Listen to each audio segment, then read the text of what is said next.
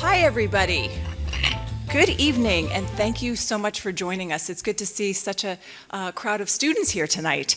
It really is gratifying to have the opportunity to introduce our speaker. I'm Ann Olazabal, the interim dean here at the Miami Herbert Business School, and we're very proud and honored to have Marta Tellado here with us tonight. She's the president and CEO of Consumer Reports, as you know. For almost 10 years, Marta has led America's foremost consumer organization. They are an independent nonprofit working with consumers to advance truth, transparency, and fairness. Who can argue with that, right? In the marketplace, which is important to us all as consumers, and many of you are business students or are in business, and of course, we are profit seekers and we believe in capitalism, but we are, in fact, also consumers, and sometimes we have to worry about ourselves in that role. So Marta will speak to some of that. Under Marta's leadership, this 87-year-old organization has tackled what has been called as the next frontier of consumer protection, and that is digital rights. So we'll talk a little bit about that in our conversation. She took over the helm of Consumer Reports following a rich career in public service, which I suppose wouldn't surprise you. It's public service, philanthropy, and mission-driven nonprofit management. Before joining Consumer Reports in 2014, she served at the Ford Foundation, the Aspen Institute, the Partnership for Public Service, and at the office of Senator Bill Bradley of New Jersey, the state where she was raised following her family's journey from her birthplace of Havana, Cuba. Marta's also the author of this green book that you see up here, Buyer Aware, Harnessing Our Consumer Power for Safe, Fair, and Transparent Marketplace, which chronicles the importance of consumer rights in creating an inclusive economy and a strong democracy.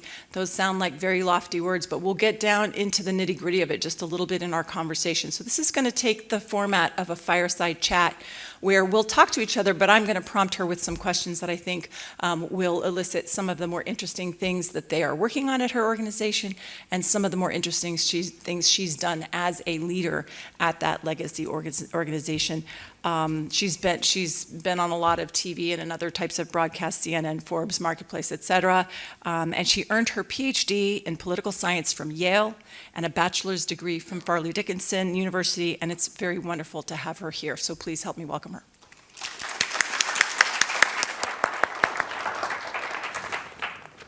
Make sure I don't trip on my way over here. All right. So thank you again, Marta, for joining us. I have so many questions I want to ask you. So first, let's just talk a little bit about this idea of consumer power and what that means to you. Well, I always think about a quote, an FDR quote, one of my favorite FDR quotes, where he says, there is no freedom without, we're going to be competing with these microphones a little bit. Jose? There's no freedom unless you can guarantee equal opportunity at the polling place. But he also said, but you also have to guarantee equal opportunity in the marketplace. So that's a very compelling argument to me, and I think it's at the heart of a prosperous democracy where you have the ability to participate in a marketplace that is thriving and that is there because what we do is we go into the marketplace to fill our aspirations, whether it's buying a home, supporting a child in education, and if that marketplace is rigged against you in some way for all kinds of reasons, then you really don't have the opportunity to reach some of what you do. So Consumer Reports has been around for about 87 years. It's an incredible opportunity to run such an iconic organization, but I think my passion about it was that I think we're at a time right now where consumers, the power of consumers has sort of drifted back away from them. And what Consumer Reports has always been about is putting power back into the hands of the demand side of the market to shape it for good. And I think we're poised right now for that kind of emergence. And that's what really drew me back to this enterprise. That's terrific. I think in your book you refer to consumer rights almost as sort of the new civil rights. Yeah. Tell me about that. I mean, you talked about this just a little bit, but you wrote a book. What motivated writing the book? And wow. And yeah, I didn't know what I was getting into when I started it. For those of you in academia who do this all the time, it was quite an adventure. But I really felt, as I said, that the book was a way for me to explore not just the state of the marketplace, but really the connection between the vibrancy of the marketplace as well as the state of our democracy. And one of the things that after 87 years of having an incredible history of Consumer Reports in establishing consumer rights and protections, one of the things and one of the biggest threats, I think, is in a digital landscape, a lot of those protections and rights don't apply. And so there is a chapter in the book where I say consumer rights are civil rights. And that always kinds of, people raise an eyebrow like, well, what does she mean by that? And simply what I mean by that is that, and I think the FDR quote kind of touches on this, is that, our civil rights guarantee our ability to participate freely in elections and in the political world. And I think consumer rights should guarantee our ability to participate and to access all the opportunity that a thriving marketplace affords. And if you think about some of the ways in which a traditional marketplace has had to really transform itself in order to live up to that, you think about housing discrimination, you think about all kinds of rules and regulations that really protect consumers at every turn. But what we're looking at now, we're looking down the face of a digital landscape and a digital marketplace that is not where the rules and protections aren't keeping up with the pace of innovation. And that's, I think, the big challenge for us as a consumer rights organization and us as consumers who can shape that. So I want to get a little bit more into this notion of digital rights and us as consumers and why we have to be concerned about this. But it occurs to me that looking out into this audience, I bet a bunch of you have never read Consumer Reports. How many people have seen the magazine or gone to the website? I know, it's my contemporaries. I won't take it personally. Let's retrench for just a minute and describe for some of the audience. And I think maybe the way to do this is to talk about your campuses, what you do at your different locations, and that might give them some idea, sort of your history of consumer safety in particular. So let's get started with why we even needed a place like Consumer Reports back in the day. And, it was no accident. Consumer Reports kind of emerged at the height of the advertising industry. And maybe that's something you talk a lot about at a business school, right? The marketing is usually the biggest budget item, at least it's the biggest one of the biggest for me. And it emerged because, advertising plays an enormous role in educating consumers and in shaping consumer demand in many ways. But at the beginning, it was also a lot of snake oil. And you were getting sold a lot of things that didn't live up to the promise of what you were being told.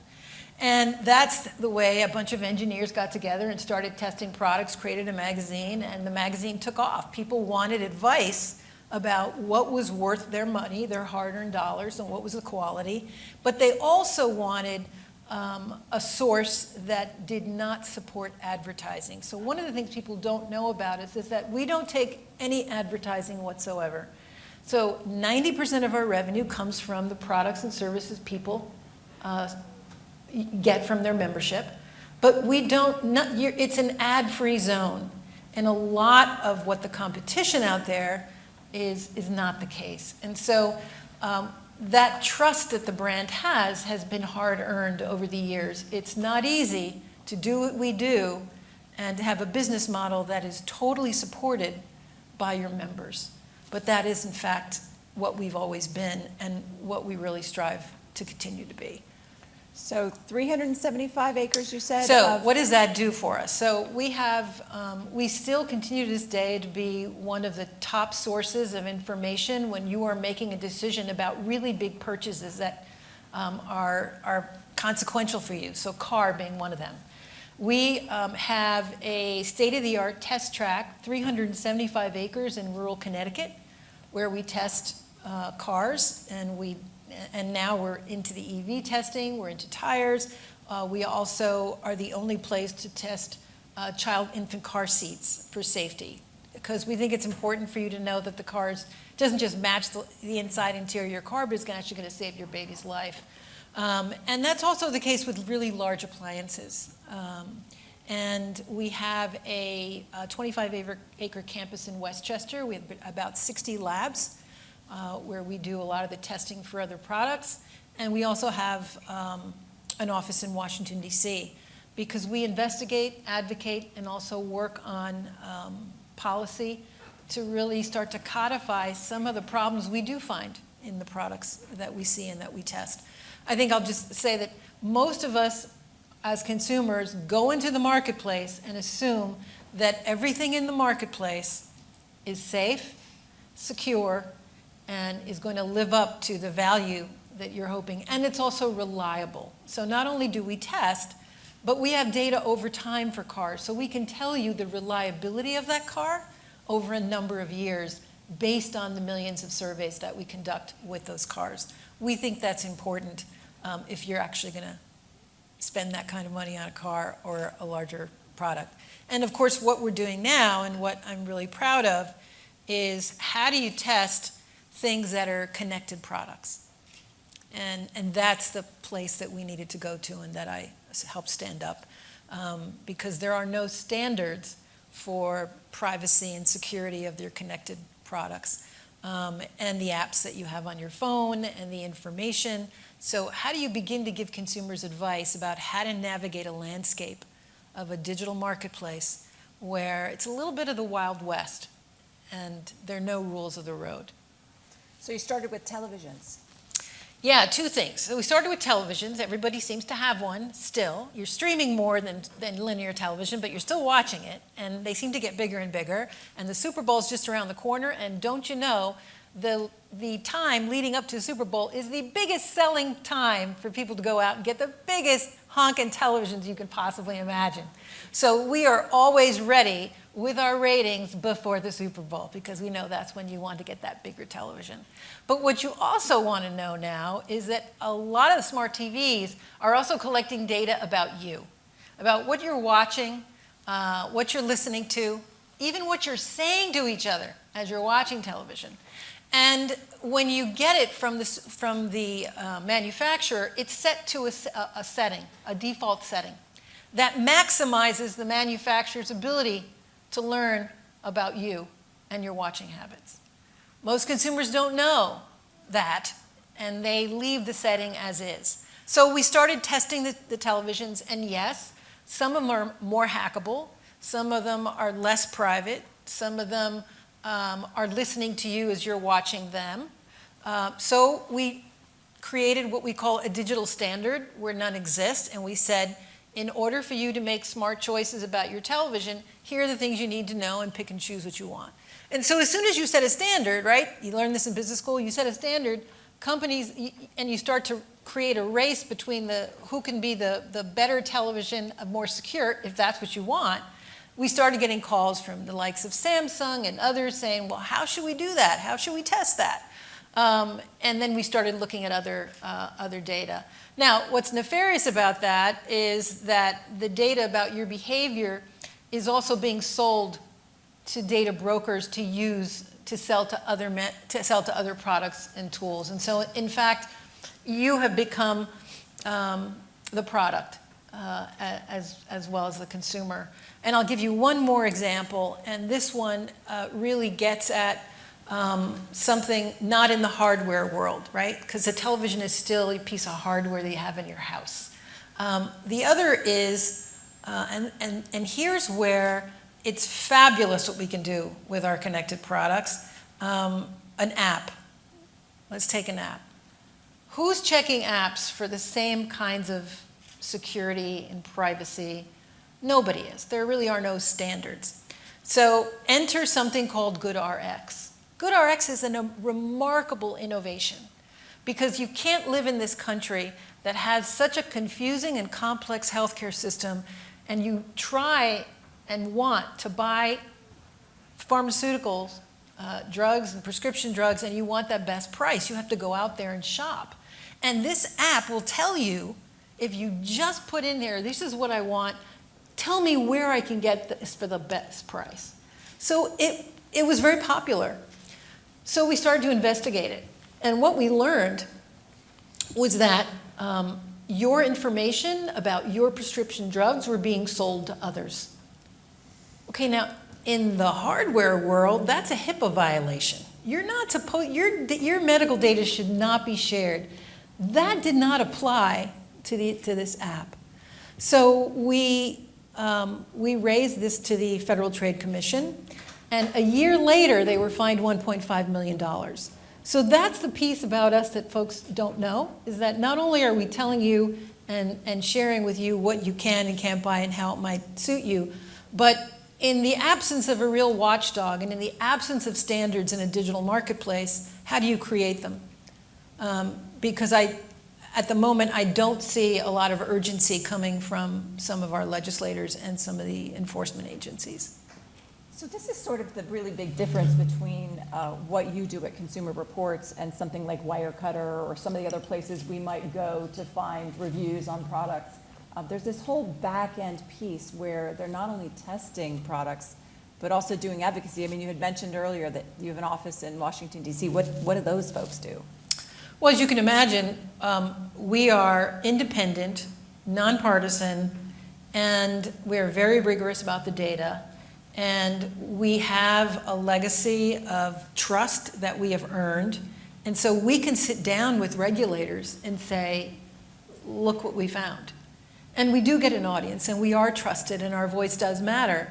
Equally, we can sit down with Samsung and say, you know, put consumers first by allowing them to have more security on this connected product so that it doesn't, so that it's not hackable, so that it's more secure, so that they're not sharing their data unknowingly. Give them the option and not set it to a default setting that they don't know, and help inform them. And more often than not, they do take the advice. Now, the deeper problem for us, and so this is something that folks don't know, is that in the absence of privacy and security laws around digital products, we're getting a patchwork of laws around the country, and you just have one, a digital rights law that just passed.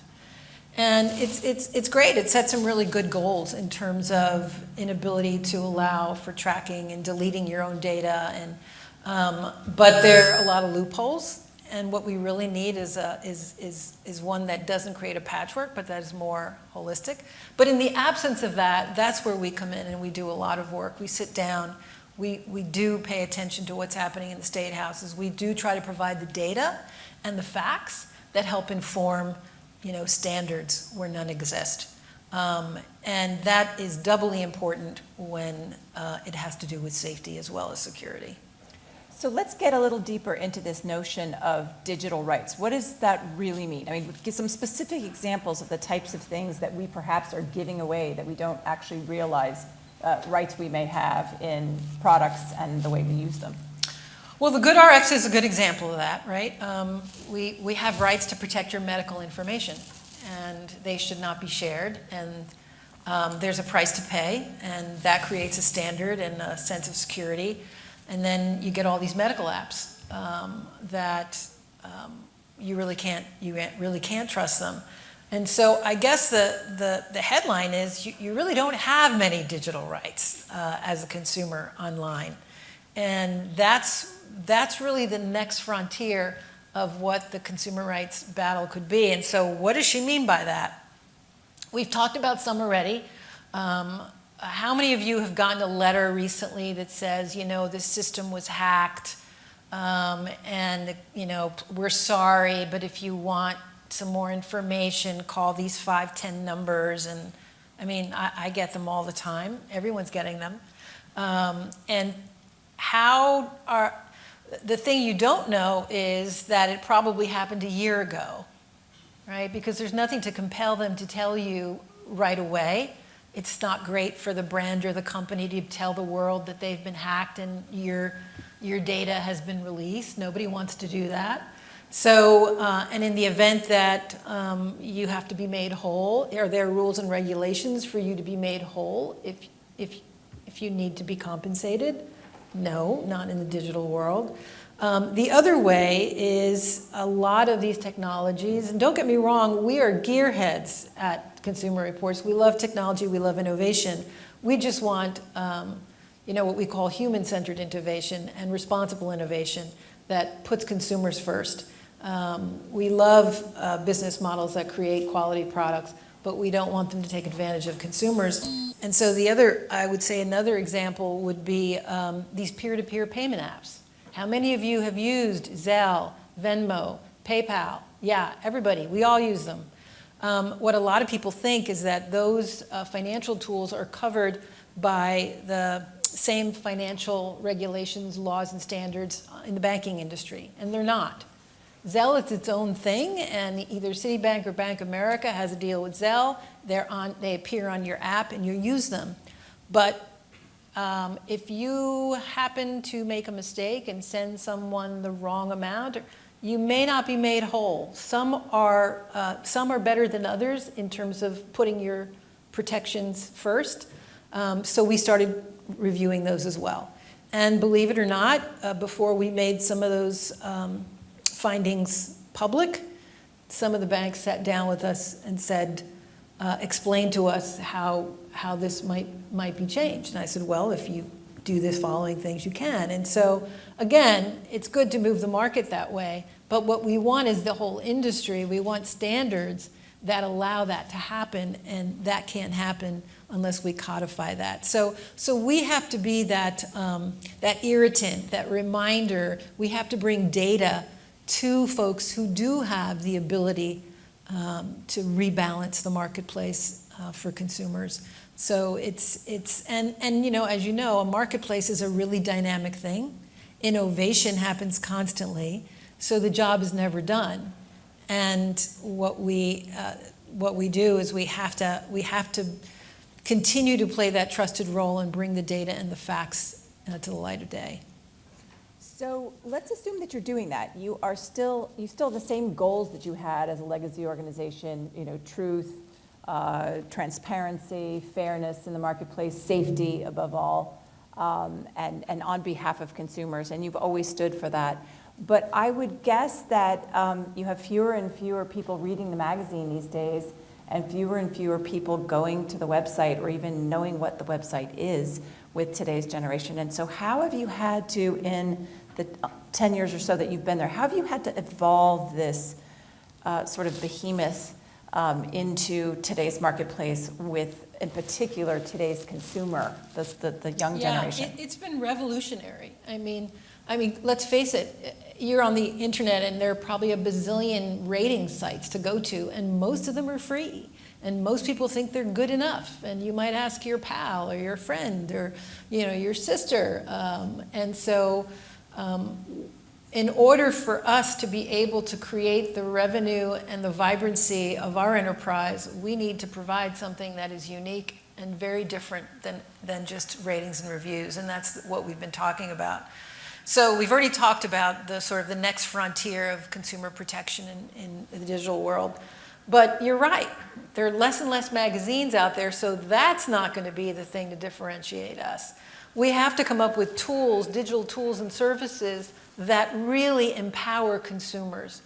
And so one of the things that we know is that you as an individual consumer are being tracked, and a lot of your personal data is insecure. And how do you, in a sea of lack of transparency and big behemoth internet companies, how do you exercise your power? And so we created an app, and it's available both on Apple and as well as Android, and it's called Permission Slip.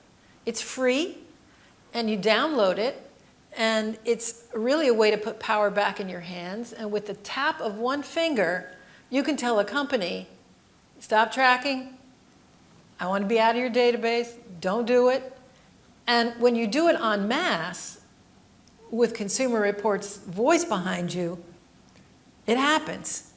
And now, do I think this is the right solution for the end? No, but it has to be something that you can do easily and that we can do collectively to exercise our power while we wait for a more codified solution that's taking a little longer than we'd like to see. So permission slip is one, a security planner is another. If you're overwhelmed by all the things and all the changes on your phone, people are always telling you, oh, two-factor authentication, did you check this? It's mind-numbing. So just like you go for a tune-up when you go to your dentist or you do your car, we can run you through for free. Here's a tune-up for every device you have in your home. Whatever checks and you want to do on them, you have to do that. So it's really coming up with a lot of different tools that are not available to consumers right now, and giving folks a sense that you do have power, we can have power collectively. And the permission slip, when it came out in October, the Washington Post did a wonderful story on it, and sometimes people say to me, oh, nobody cares about that. Like, nobody cares. I don't care if they're tracking me. Oh, it's just so easy to just go ahead and shop. And besides, I hate it when they ask me, like, oh, can you go to the privacy controls and tell us what you prefer? You know why they do that? Because they know you're going to say accept everything, because it's a pain to do that. That is intentional. So, but the day that permission slip came out, the site crashed. That's how many people were coming on to download it. That's a good sign, and what it tells me is that folks want to do this, they want to stop giving away their data, and they want to stop being tracked and marketed constantly. Because at the end of the day, you go online and you're being shown things that the marketers think you want to see. And that's curated data. It's not essentially free reign data. So you have a reputation for innovation even before you got to Consumer Reports, and I had such a fascinating conversation with you ahead, talking about the types of things that you've had to do with this legacy organization, not just to be relevant in terms of privacy, but sort of new product segments that you've put into place to appeal to today's consumer. We were talking a little bit about, babies, and we talked about green. Could you share some of that? So you're right. This organization's been around for 87 years, and so we have some really loyal customers that keep coming back because they know how trusted we are, that we've come through for them in the past. But if you are a digital native and you're growing up now and you've got all these choices and they're all free, and doesn't matter how many times you tell someone, that's an ad. It's not an impartial opinion. It's an ad. Do you see the little AD in the box? That's what that means. It's a sponsored, means somebody's paying for you to see that. So, we were thinking about the time in your life where amazing things happen. Whether you're a new parent, you're going to buy a new home, you're going to buy a new car, and no one has told you how to go about doing any of those things. And so you want to go to someone you trust. You don't want to just start looking through advertising. On the baby front, that's a place that we know many people, all of us, go into the marketplace and assume that everything that you find is tested and is safe. And you go and you buy it and you bring it home. That is just not the case. And there is no one more concerned about safety than a new parent. And unfortunately, we have had some horrific things happen in the marketplace. And we had to go up against one of the most trusted brands, Fisher-Price, because we did have data and evidence that one of their products was responsible for over 100 deaths of infants because of the inclination of the sleeper and how it impacted a child, a newborn's trachea and ability. And we weren't able to get them to do the right thing until we went public with the data that was inadvertently shared with us by the Consumer Product Safety Commission. And in 24 hours, there was a total recall. So it just gives you an inkling as to the severity of what this is. Same with this new toy called water beads. These are jellied marbles that kids play in their bathtub, and when they ingest them, they grow, and Some children have died as a result. We just got those off the market a couple of weeks ago. But all this to say is that new parents need to be able to go somewhere. And so what we had to do was in like 2 months' time, we stood up about 40 different categories in the new baby space to start to be a go-to place for new parents. If you want a trusted source for what to do and how to do that as well. The other is obviously people are buying EVs and they're buying quote unquote, self-driving cars. And so we've had to stand up a new way to test our cars so that we can test how those cameras on your car are responding to the roadside when you're driving and how safe they are. And what we learned, it's fascinating. We have a fork in the road, a proverbial fork in the road on the test track. And what we know is that some cars always favor right and some always favor left. These are things you have to learn about cars. And we've also, in some of what we did, mostly Tesla, we have tried to impress upon a lot of this automated driving that you've got to do something in the car to ensure that your driver is actually watching the road, that they're not self-driving cars. And so a lot of some of the new features in the car are really about making sure that the driver is face forward and looking at the car so they have the right response time to do that. And you know, it's really, there's the other, I think some of the other things we've had to do is also on EVs, what a lot of people don't know. It's excellent to see so much innovation around electric vehicles. They're also really hard on your tires and the weight of the battery. And so trying to look at what kind of investment you're going to need to make and how many miles you can go before you actually have to replace all your tires. So it's a very different way of looking at some of the cars that we test and how we test them based on the innovation that is out in the market. But our mission is unchanged. We are all about having a fair and transparent marketplace. But the way we test and the kind of products that we have to put out there have changed quite a bit as a result. So let's talk a little bit then about leadership, right? Leading a mission-driven organization. How does that, in your mind, differ from, say, running a publicly traded corporation or a otherwise for-profit entity? It's tough. It's really tough. As I said earlier, 90% of our revenue comes from our members. But as a social enterprise, all of the whatever margin I have, which is very minimal, gets poured back into the social enterprise to do good. And if I want to develop a new app, I can't go knock on a VC's office in Silicon Valley. I have to knock on a donor. I have to impress upon an institutional philanthropy that moves a little slower than perhaps a VC company. And so that's how I was able to raise money for Permission Slip. That's how we have to self-fund things to keep forward. So it's very difficult because we have a double bottom line, right? We have to earn revenue, but we also have to make the marketplace safer, fairer, better. We have to codify laws where none exist. We have to incentivize the marketplace. And at a time where the competition is really stiff.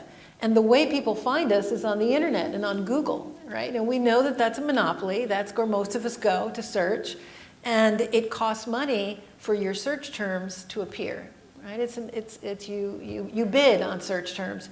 We don't have the deep pockets that a lot of other platforms have. And so we have to come up with really ingenious ways for you to find us so that you can get access to trusted information that hasn't been bought or sold or sponsored by something else that is collecting revenue every time you click onto it. So, then enter AI. And what is that going to do to search? And what is that going to do to transparency and accuracy? Right now we're being allowed to sort of play with AI without really understanding what's driving it and the quality of the data that's being poured into it. But that doesn't mean we should sit back and not innovate. So we're using AI, and I'm using it in a very transparent way. We're using it to update some articles and to automate that, but we label that. We want you to know. If you're looking at an updated article as we've used AI, we want you to know that. We know that we have an enormous amount of trusted data, so what we are experimenting with is using that trusted data and creating a large language model that is trusted and walled and that you could come to, and in more conversational mode, you can search for trusted data that way. I think we have to start setting examples of what does it mean to have responsible AI. This is a remarkable technology. It's going to be exceptionally transformative, but we should be leading the way, and other social enterprises should do as well, to demonstrate what are the principles that should guide us? Well, what does it mean to have transparent AI? If it's, how biased is the data? How rigorous is that data? What kind of quality is that data? We don't have the rules of the road for that, so we're trying to model how one might do that. How accurate is the data? How much bias is in the data? It's only as good as the quality of that data. These are all pretty much unknowns out there. So it really is a remarkable opportunity to be able to use to be present in an organization like this, but it can also feel overwhelming because there are a handful of very large companies with their billion-dollar enterprises, but we feel like that little engine that could. But I will say that we have incredible impact, I think, because consumers stand behind us. And I think if you're an entrepreneur and you have a car and you have a product and we knock on your door, more often than not, people listen to what we say. And sometimes the response is, you don't know what you're talking about.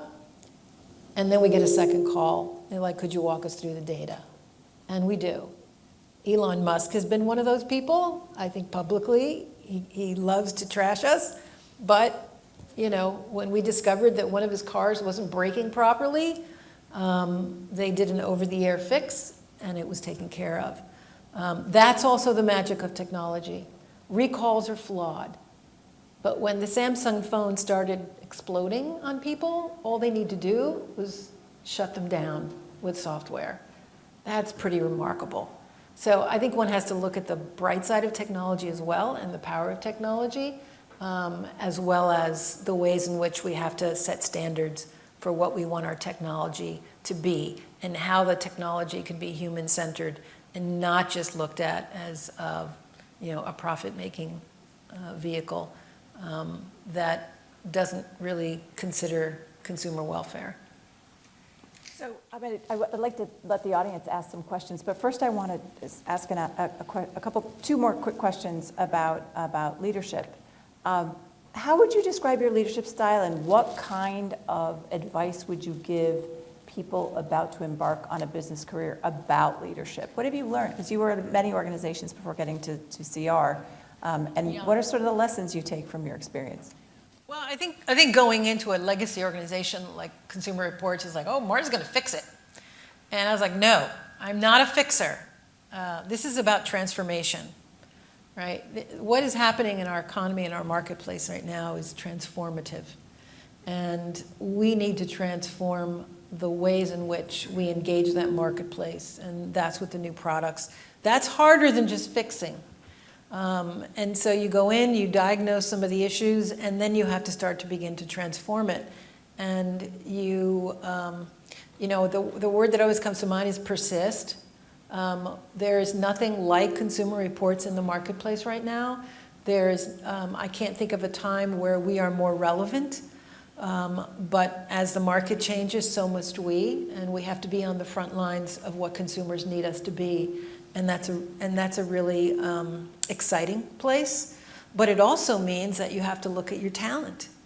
And when you're transforming from a hardware world to a digital world, that means you have to build capabilities you don't have. I couldn't possibly create Permission Slip, the app, without having a digitally native staff. And so it is a software-driven world. It's a world about connected products. That's very different than taking a hammer to a product or testing a tire. It's the way our intellectual property about how we test had to be completely changed. And that's about people, and it's about talent. It's about how you create those protocols and the kind of methodologies that you use. So an idea is just an idea until you get the people to make it happen. So persist. Persist. Both on a personal level and as an Yeah. organization. Yeah, and it's about the people. Right, leverage the trust, leverage your best asset, which is your trust, I suppose, and reputation, and put the right teams around new products and get them to market as soon as you can. Would that sum it up?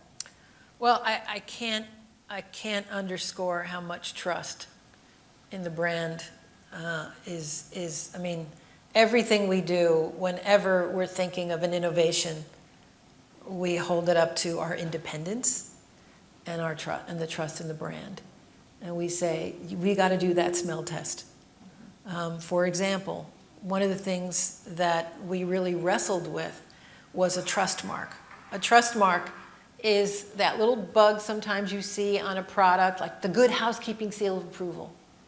And what you know about those is that those are pay to play. You pay a certain amount of money, and you stick that little bug on there, and you're like, it must mean something.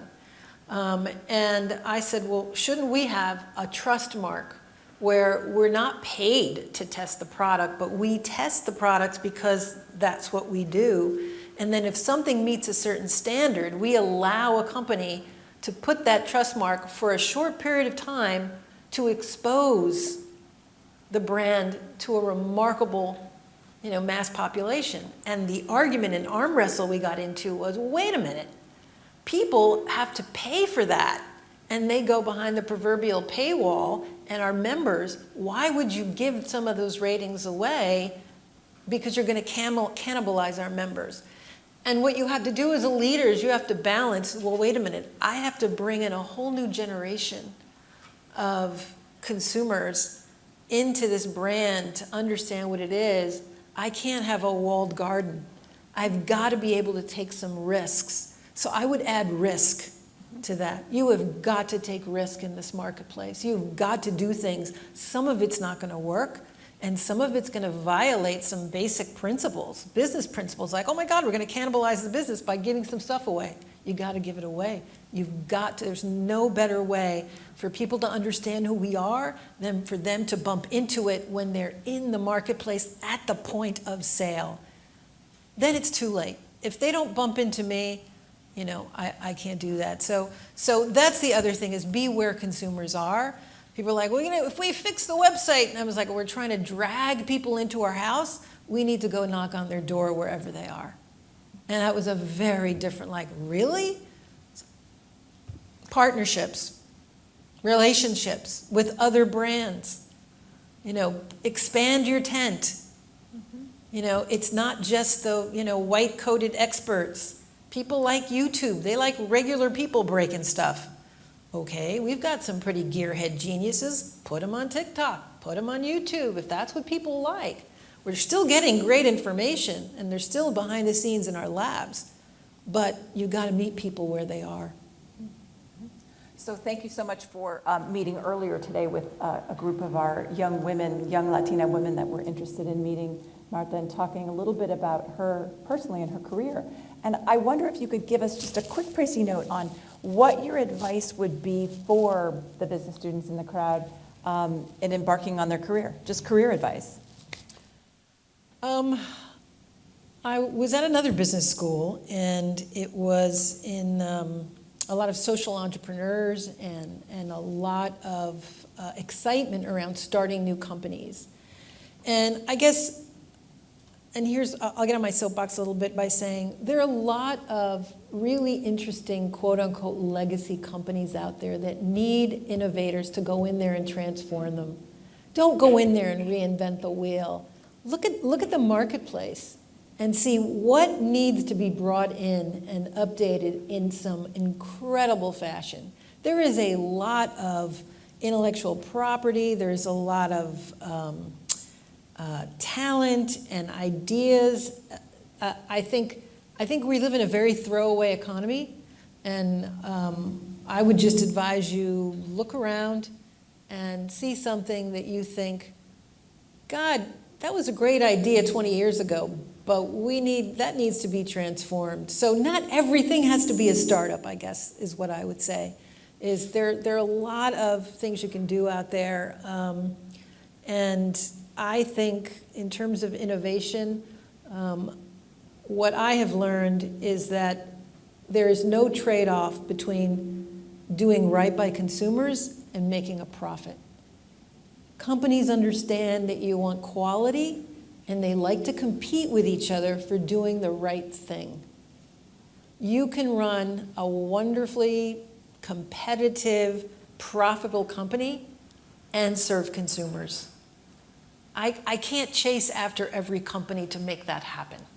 We as a collective, as consumers, can.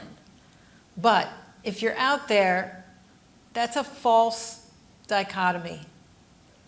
I think this next generation of graduates from the business school need to lead the charge and prove that happens. Because we prove it every day when we have a company fix a product, save a life, change a gear shift, and still make tons of money. It can be done. We need a marketplace that puts consumers first. I would love a next generation of entrepreneurs that doesn't fight that principle, that just embraces it and kills the competition in the process, because you will force a race to the top. And that's the beauty of markets. So take advantage of that. Thank you for being here. I really want to let the audience, we have a time for just a couple of questions. So if anyone has anything they'd like to ask Marta. How did you personally find the transition to become a great brand? Because CR was always in that space with Good Housekeeping. That's what it was for. But what you brought to the table was a completely different perspective on the brand. How did you find that personally to evolve to where you are today? That's my happy place. I've always believed in the values of this organization. That's what you always go back to. Build on the values, and make those values, renew the relevance of those values. They're there. How do you make them relevant? And that's what I think fueled, certainly fuels my passion, but, and then bringing people on board who can help you get there, right? That's an ambition. How do we create that? And so we're just about to come out with our next 3-year plan. So put your seatbelts on for that one. I think it's going to be a lot of fun. But yes, I think it's cleaving to the values. So we had one down here. Thank you. Hi, Bradley Bucas. I'm an executive MBA student here at the university, and also work in the nonprofit space. I work for an organization called idealist.org, where, oh, thank you. I'm glad that you know us. Hope to see your listings on Idealist. So one of the things that we get a lot of questions about are, I'm a business student, I like the world of business, I also want to do good. Should I start a business that looks like a nonprofit? Should I start a nonprofit? Should I start something in between? I'd love your thoughts, because you called Consumer Reports a social enterprise, Yes. which typically I think maybe in the market is more a business that is a social impact as opposed to what a nonprofit is, but technically you're a nonprofit. We are a nonprofit. So just, so I have 2 questions. One, if you were in that predicament as a student or a young professional, would you start a business or a nonprofit if they both kind of did the same thing? And do you think Consumer Reports, my second question is, do you think Consumer Reports would have been better as a business for whatever reason? Which I probably know the answer, but just figured I'd love to hear those 2 things. That's a great question, and a lot of layers to it. So there are a lot of different ways now to pursue a social goal and a profitable company. There's B Corps, right? You get certified B Corp. And so there are a lot of different models out there of experimentation. I don't know anyone quite like ours, which is why it's so iconic. Someone who's been around as long as we have and continues to be a full nonprofit, but earning all of its revenue. And the beauty of that is you're not beholden to anyone. You're not beholden to, a mega donor, as much as they could promote and help you with a VC innovation project, but you're still there. I think there are a lot of options as opposed to in the nonprofit space, I think where we are right now, we have a plethora of nonprofits. And what I also see is an exciting opportunity for mergers. People don't often think about merging nonprofits, but I've been a part of one. I helped stand up something called the Partnership for Public Service, to then merge with another organization. I think those are interesting things to think about, because then you are creating a new organization, but you're taking something of real social value and creating it anew by merging it. So I think there are different models. I don't know if I would, put such a bright line between an enterprise and a social. I've often thought about, well, do we create a business on the side that throws money over to us? And I've got some ideas. I can't share them, but I've got them. But it's something we think about, and I like the idea of keeping it permeable. That's why I use that term social enterprise. I do believe in competition. One of the things I loved about after being in government and philanthropy and nonprofit, I love the bottom line. I love talking about top line revenue growth. I love that black and white metric. I was so frustrated when I got from, and government's that way too. You either win or you lose, and so I understood that coming out of government and then walking in and going to philanthropy, and it was like, what's the return on all this money going out the door? And we had a lot of money to give away. And it just, the wheels were not, So to me, I love being in a market where you get the feedback instantly from the consumers.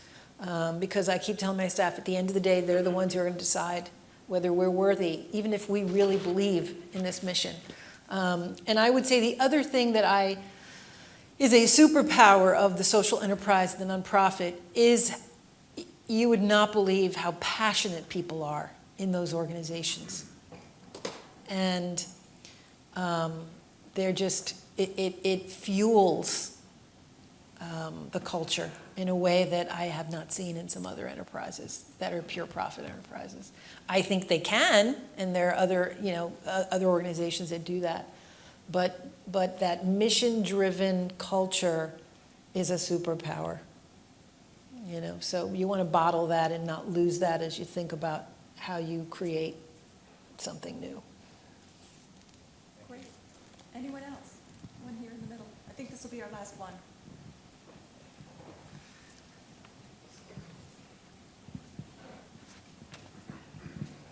Hi, I'm Jamie McDermott, and I'm an undergrad student, and I just had a few quick questions about permission slip.